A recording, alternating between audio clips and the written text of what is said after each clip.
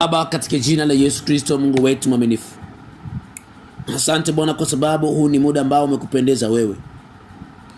Sio kwamba sisi tuna akili kuliko watu wengine, sio kwamba sisi ni bora kuliko wale ambao wamekufa na hawako tena duniani. Baba, tunakushukuru na tunakutukuza kwa upendo wako wa kipekee. Asante Mungu wetu kwa muda huu mzuri ambao umetupatia, ili Bwana tukapate kujifunza mambo ambayo Mungu umehitaji watoto wako tuweze kuyaelewa na kufahamu kwayo.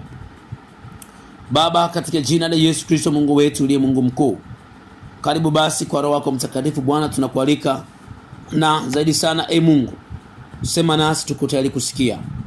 Nafunga milango yote ya kipepo, iwe ni falme au mamlaka au wakuu wa giza, majeshi ya pepo baya katika ulimwengu roho, hayana mamlaka juu yetu. Asante Mungu wetu mwenye nguvu. Baba, nimeomba na kushukuru, pokea utukufu, heshima na shukrani ni katika jina la Yesu Kristo, amen. Basi bila kupoteza muda, tutakwenda kujifunza somo ambalo lina umuhimu sana ndani yake. Lakini Mungu akubariki wewe mwana Mungu ambaye umetii kuhudhuria mahali hapa. Mungu akubariki sana sana sana sana, nimefurahi kuona mahali hapa. Lakini tuingie sasa katika somo hili ambalo lina kichwa cha somo kinachosema madhara ya kuabudu vitu. Madhara ya kuabudu vitu. Lakini ili somo, ili tupate kuelewa vizuri, tutaligawa katika vipengele viwili. Somo letu la leo tutaligawa katika vipengele viwili ili tupate nafasi ya kuweza kuelewa vizuri. Kipengele cha kwanza kabisa kitakuwa kinaitwa uwezekano wa mtu kuabudu vitu. Uwezekano wa mtu kuabudu vitu. Na kipengele cha pili na cha mwisho kitakuwa ndo kichwa cha somo letu la leo, madhara ya kuabudu vitu. Sasa moja kwa moja tuende kwenye kipengele chetu cha kwanza, uwezekano wa mtu kuabudu vitu. Watu wa Mungu, nataka niweze kuwaeleza katika mambo ambayo mwanadamu huwa anayoweza kuyafanya, hususan katika jambo ambalo huitwa kuabudu. Wako watu wengi wamekuwa wakiabudu vitu pasipo wao wenyewe kujua. Na kwa kuwa wao wamefanya hivyo pasipo kujua, haitakuja kufanya Mungu aache kwenda kuwahukumu, kwa kuwa wao waliabudu vitu bila wao wenyewe kujua. Unaweza ukajiuliza kwamba hivi mtu anawezaje akaabudu kitu? Au ni nini basi maana ya neno kuabudu? Nataka nieleze kwamba nini maana ya kuabudu. Watu wengi huwa hawajajua kabisa kwamba ni nini maana ya kuabudu, kwa sababu kuna maandiko ambayo Mungu mwenyewe alikuwa akiongea kwamba tusimwabudu mwingine ila tumwabudu yeye peke yake. Hebu angalia katika Luka ile sura ya 4 na ule mstari wa 8. Katika Luka mtakatifu ile sura ya 4 na ule mstari wa 8. Hapa maandiko yanasema, Yesu akajibu akamwambia, imeandikwa, msujudie Bwana Mungu wako, umwabudu yeye peke yake. Umwabudu yeye peke yake. Kuabudu huwa ni namna ambayo mwanadamu unaweza ukajikita katika jambo moja, kujaribu kufanya mapenzi ya hicho kitu ambacho unachokuwa unataka kukiabudu. Hapa ndipo nataka sasa nifafanue upana wa neno kuabudu. Yaani kuanzia akili yako, mawazo yako, nguvu zako, jitihada zako, unapozielekezea pale kwenye kile kitu na kuamua kusikiliza kinataka nini, halafu ukakubali kutii, pale unakuwa unakiabudu kile kitu ambacho unakuwa unakifanyia mapenzi yake fulani. Na ndio maana Mungu anakuja kuonyesha wivu mkubwa sana kwa mtu ambaye anaelekezea mawazo yake kwenye kitu kingine, ufahamu wake kwenye kitu kingine, nguvu zake na jitihada zake kwenye kitu kingine. Anafocus na kitu fulani na anaacha kumwangalia Mungu aliyemuumba. huyo anakuja kuonekana anakuwa anaabudu kitu kingine. Kwa sababu kitu chochote unapochukua muda mwingi kwenye kile kitu fulani, yaani akili zako ziko pale, mawazo yako yako pale, alafu na tumaini lako liko pale, kile kitu unakuwa kama unakiabudu. Kwa hiyo unaonekana umeingia kwenye ibada. Na ndio maana huku tunakokwenda kupiga hatua mbeleni utakuja kuelewa vizuri habari ya kwenda kuabudu vitu au kuabudu kitu kingine. Lakini huwa kuna kitu ambacho tunakiita namna ya ibada.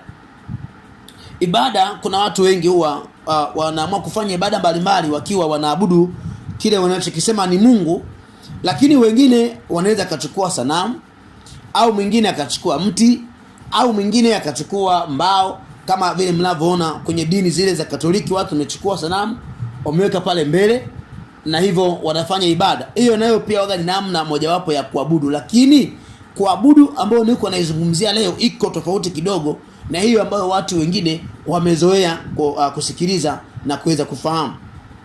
Kwa sababu Mungu katika maisha yetu sisi ndiye anayepaswa kuchukua nafasi ya kwanza, kwa sababu yeye ndiye Mungu anayepaswa kuabudiwa, kuhofiwa. Sasa unapochukua kitu fulani ukakiweka nafasi ya kwanza kuliko Mungu, kile kitu mbele za Mungu unaonekana unakiabudu.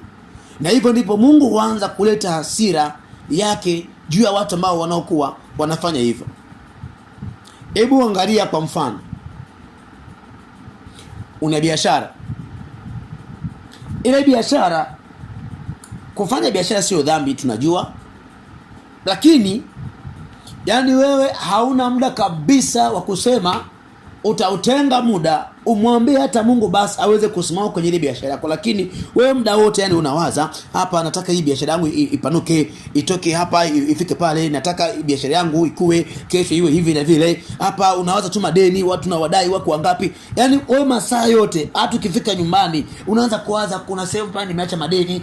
Yani wewe kile kitu mpaka ulimwengu wako wa mawazo kimeshajaa kitu chenyewe. Yani ile biashara ndio imechukua nafasi ya kwanza kuliko Mungu. Maana yake mbele za Mungu unaonekana unaabudu.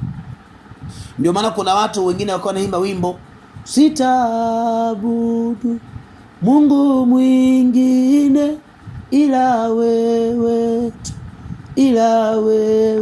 tu. Unaweza ukaabudu kitu.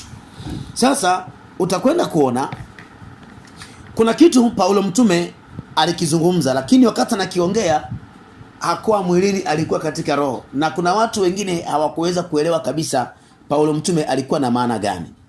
Hebu angalia kwenye Wakorintho wa kwanza ile sura ya 6 na ule mstari wa 12. Wakorintho wa kwanza ile sura ya 6 na ule mstari wa 12. Hapa neno la Mungu linasema, vitu vyote ni halali kwangu, lakini si vyote vifaavyo.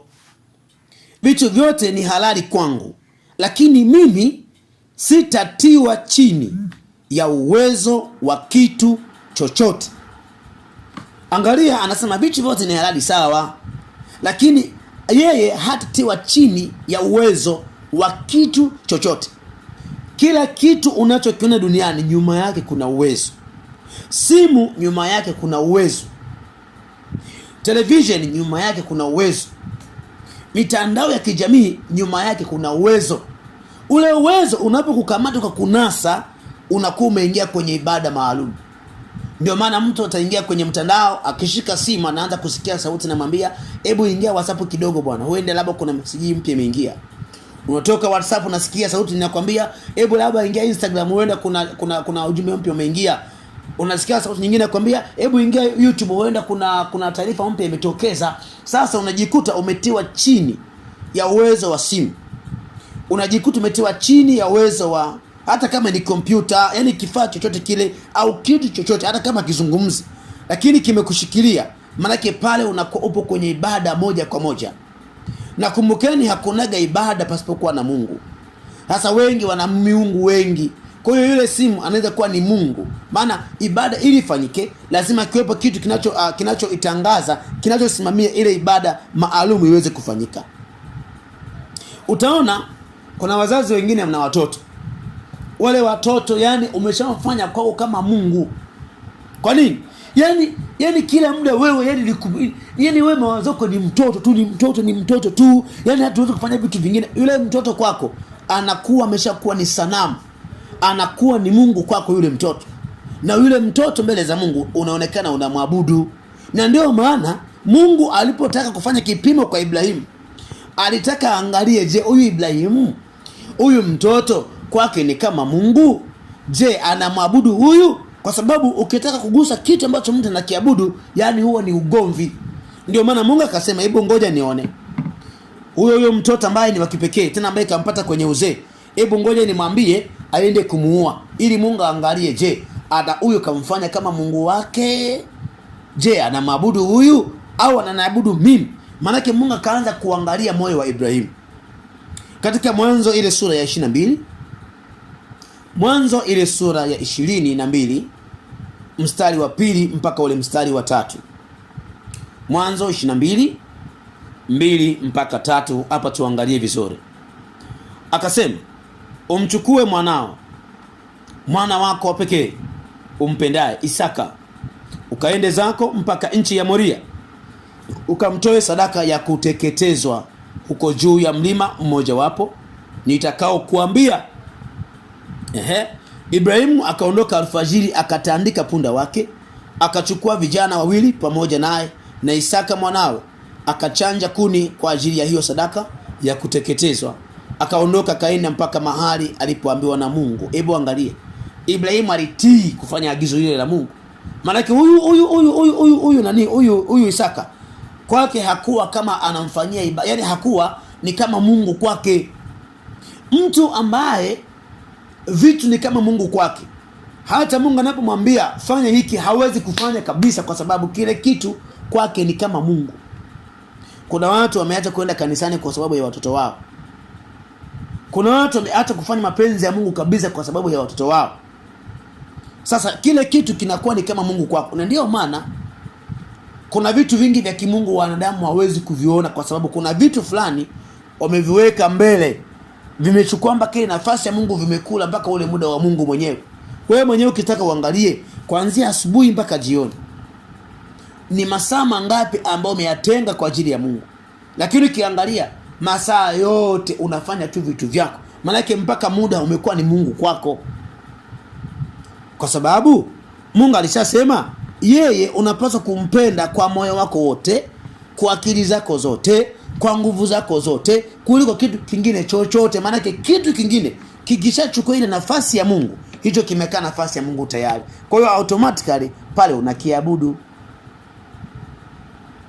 Sasa unaweza kuwa unajiangalia wewe mwenyewe hapa ulipo kwamba huenda Mungu wako ni kazi yako, huenda Mungu wako ni huyo mtoto wako, huenda Mungu wako ni huyo mume wako, huenda Mungu wako ni biashara yako, huenda Mungu wako ni nguo zako.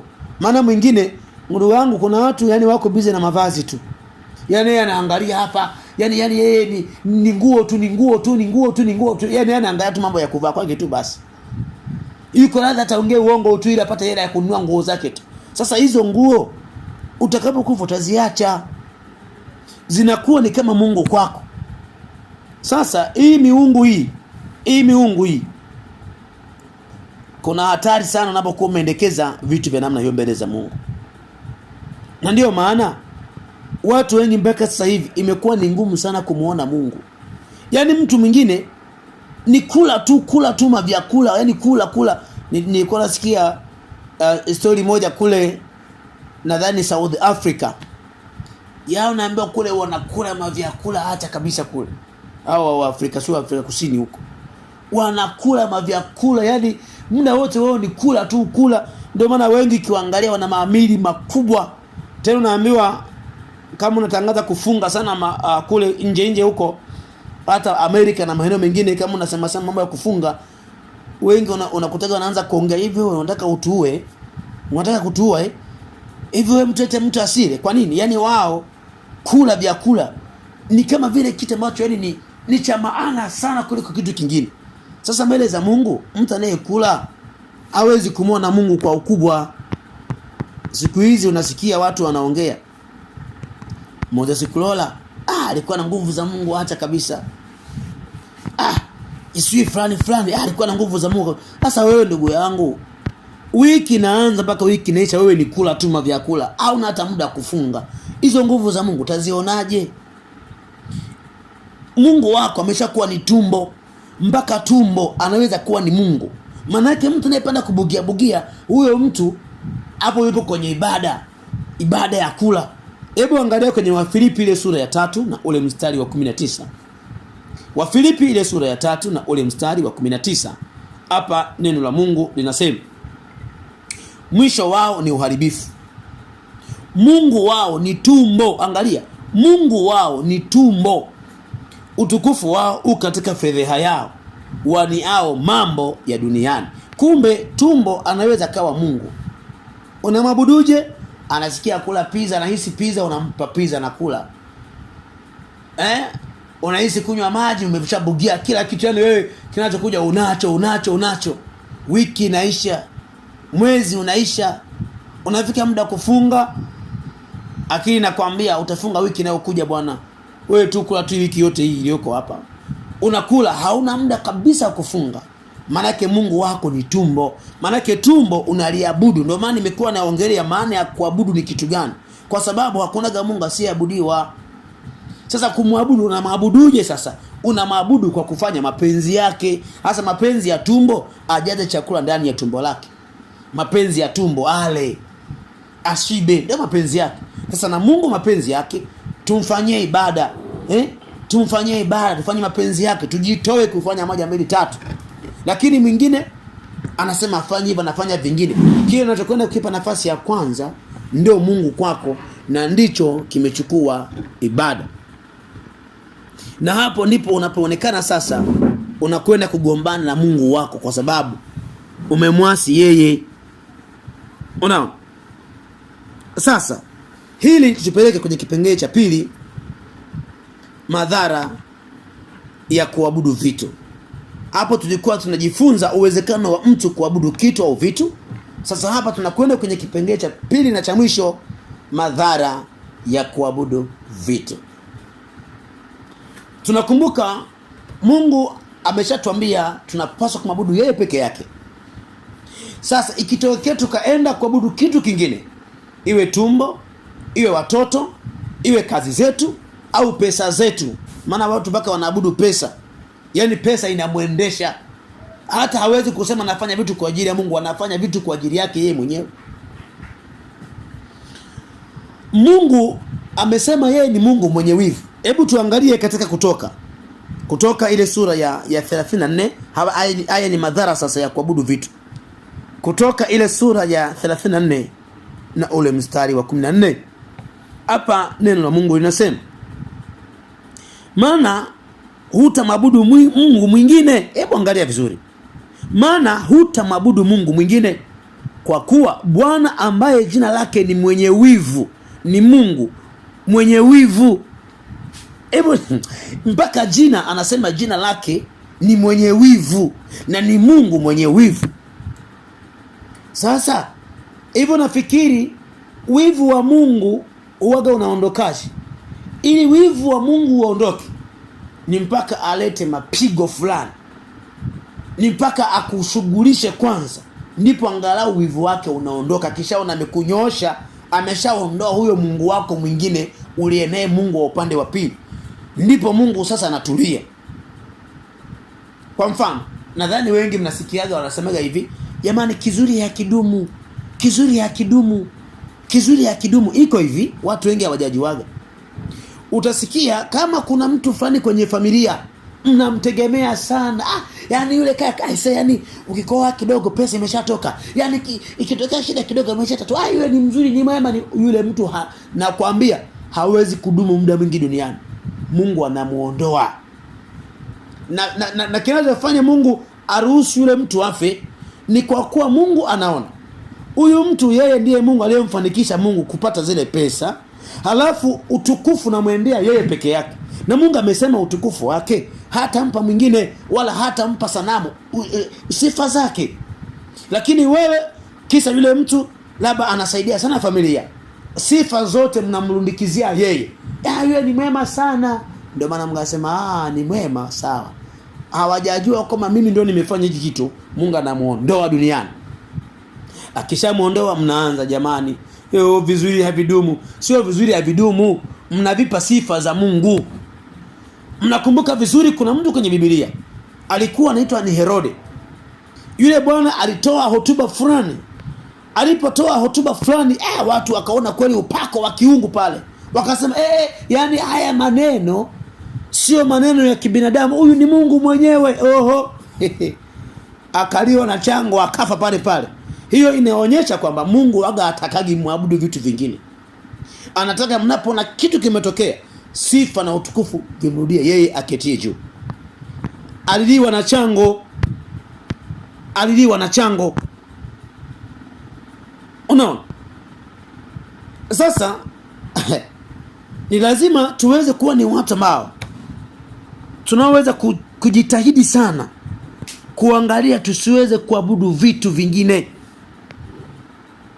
Sasa kadiri unapokuwa ukijifunza haya, unapaswa kuwa unajiangalia. Je, wewe Mungu wako ni nani? Unaabudu vitu gani?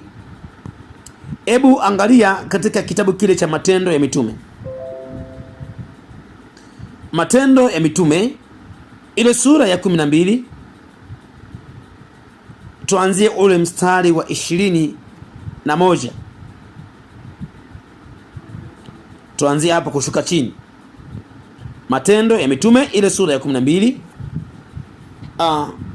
kuanzia ule mstari sasa wa 21. Hapa neno la Mungu linasema, basi siku moja iliyoazimiwa, Herode akajivika mavazi ya kifalme, akaketi katika kiti cha enzi, akatoa hotuba mbele yao. Watu wakapiga kelele wakisema, ni sauti ya Mungu, si sauti ya mwanadamu. Yaani hii ni sauti ya Mungu kabisa. Yaani huyo ni Mungu anayeongea jamani. Huyu ni Mungu anayeongea, sio mtu, ni Mungu anayeongea kabisa. Mstari ule wa 23, mara malaika wa Bwana akampiga, kwa sababu hakumpa Mungu utukufu, akaliwa na chango, akatokwa na roho.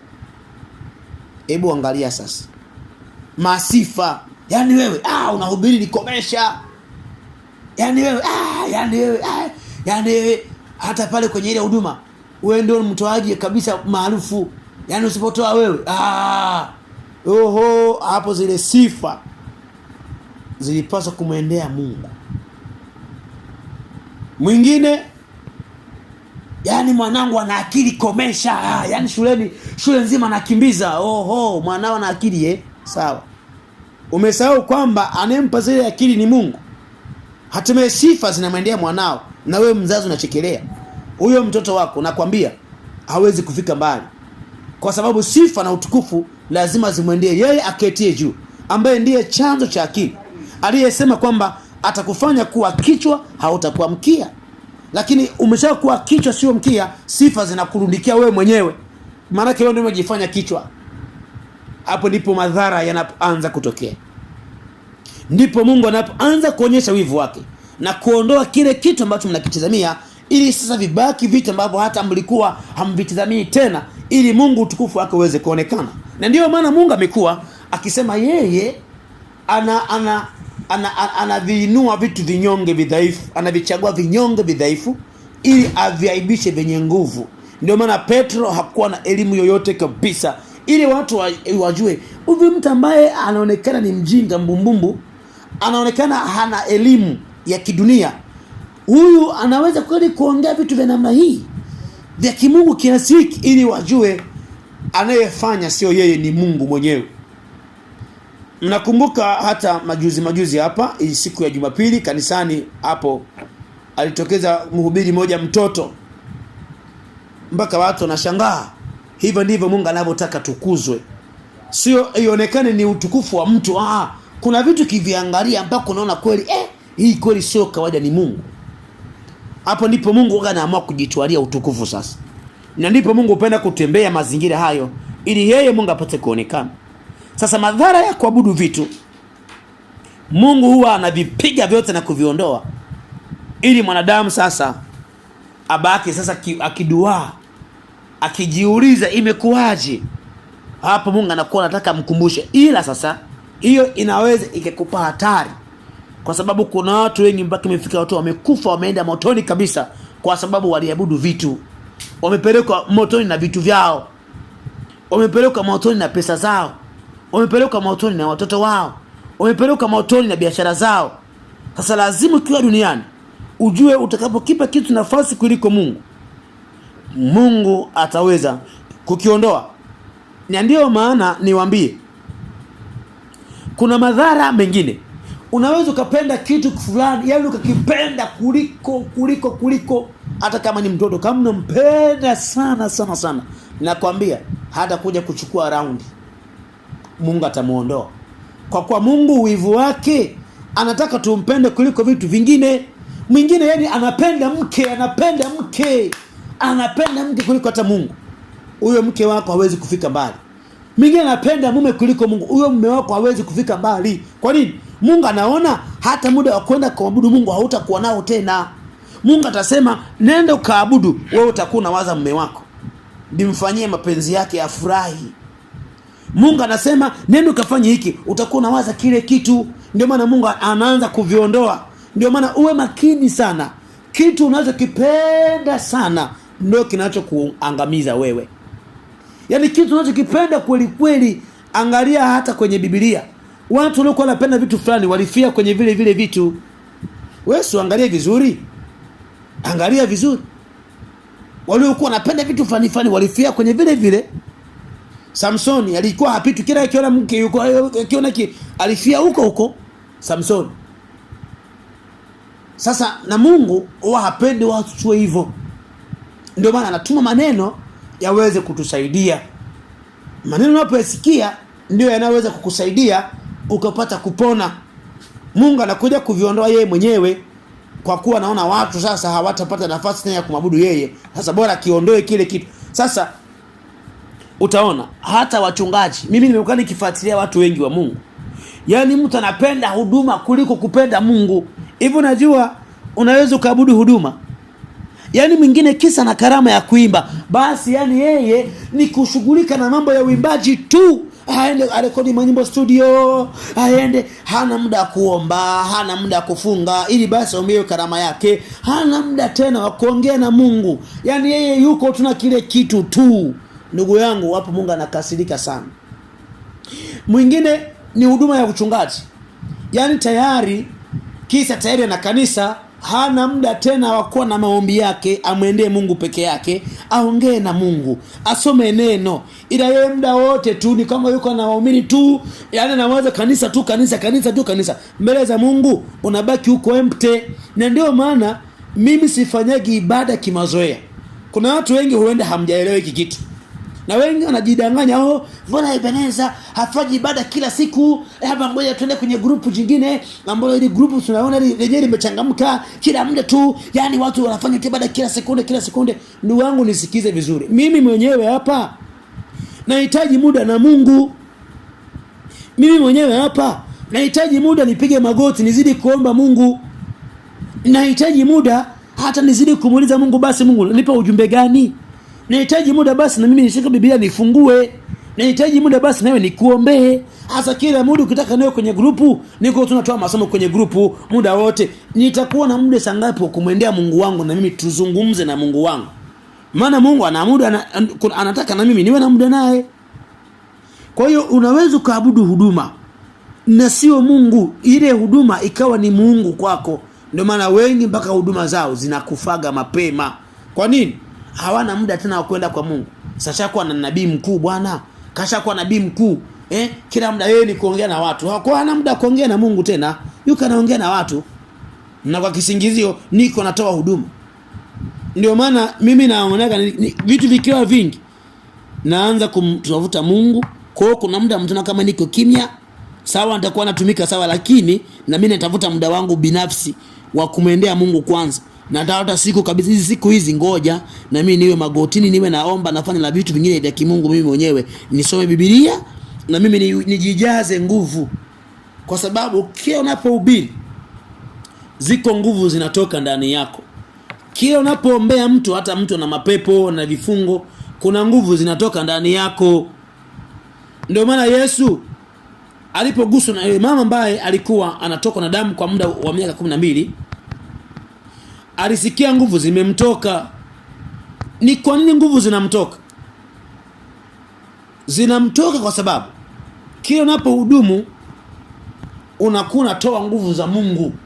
Yaani mnaposikia mnafurahi, mnapofundishwa, mnaombewa, mnafunguliwa, ni nguvu zimetoka ndani ya yule. Sawa, Mungu anamtumia, sawa, ni nguvu za Mungu, sawa. Ila na ndio maana kwa nini wakati Yesu yuko na wanafunzi wake walishindwa watu kutoa wale mapepo, Yesu akawaambia hii namna haitoki ila kwa kusali na kufunga. Maana wanapofunga na kuomba, ziko nguvu za Mungu zinajaa ndani yao.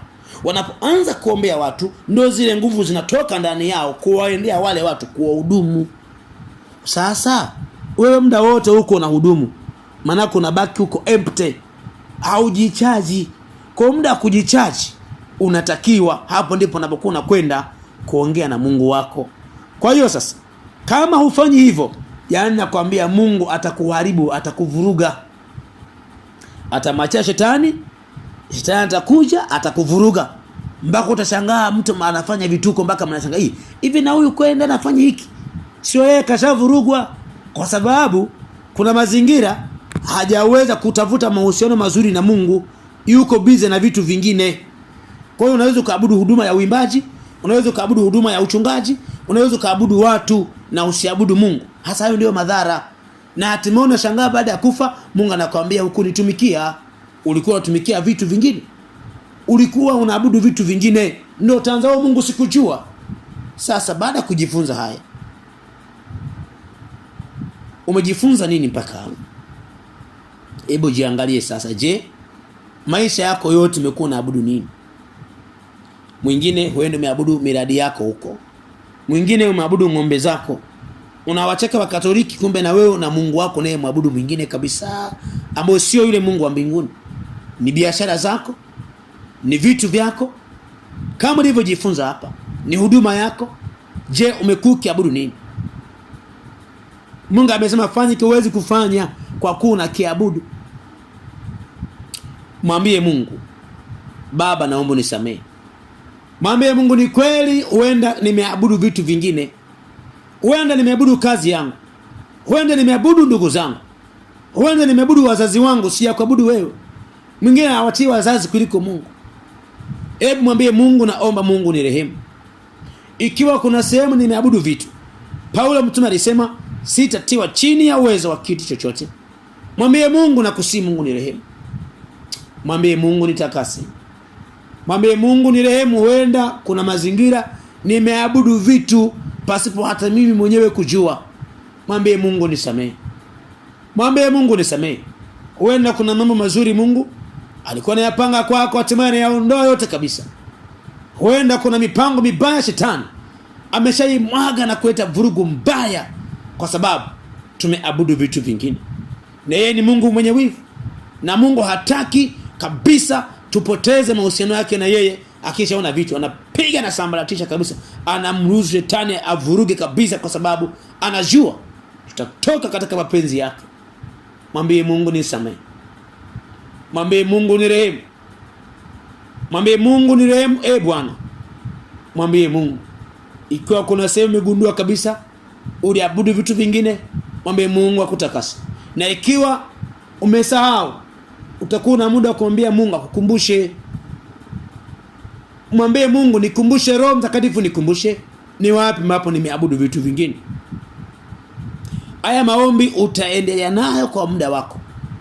Utaomba sana ukimwambia Mungu akukumbushe. Mpaka hapo umejifunza nini? Baba, katika jina la Yesu, asante Bwana kwa watu wako. Naamini Mungu mweza kuwaeleza kwa habari ya madhara ya kuabudu vitu na uwezekano wa kuabudu vitu vingine au kitu.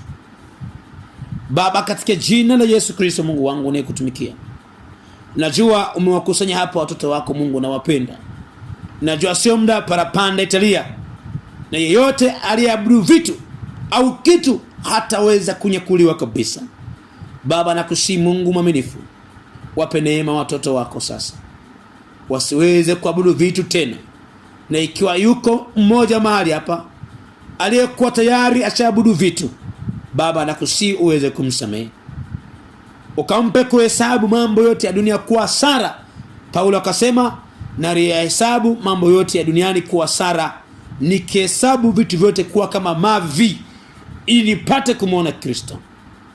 Mungu, ukatupe kuhesabu vitu vya kidunia kuwa hasara, ukatupe kuviona kama mavi, ukatupe kuona mume kuwa kama mavi tu, ukatupe kuona mke kuwa kama mavi, pesa kuwa kama mavi, vitu vingine kuviona kama takataka za dunia, ili tuweze kutengeneza mahusiano mazuri na wewe, ili tusije siku ile tukalia machozi tukasema, bora ningejikita katika kumtafuta Mungu na nguvu zake na bidii na vitu vingine.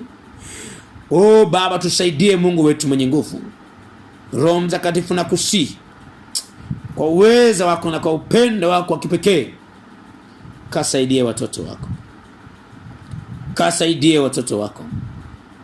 Asante Mungu wangu mwaminifu, Baba yangu ni Mungu mwenye nguvu. Pokea utukufu, heshima na shukrani. Na shetani hata mfunga hata mmoja tena kumrudisha kuabudu vitu.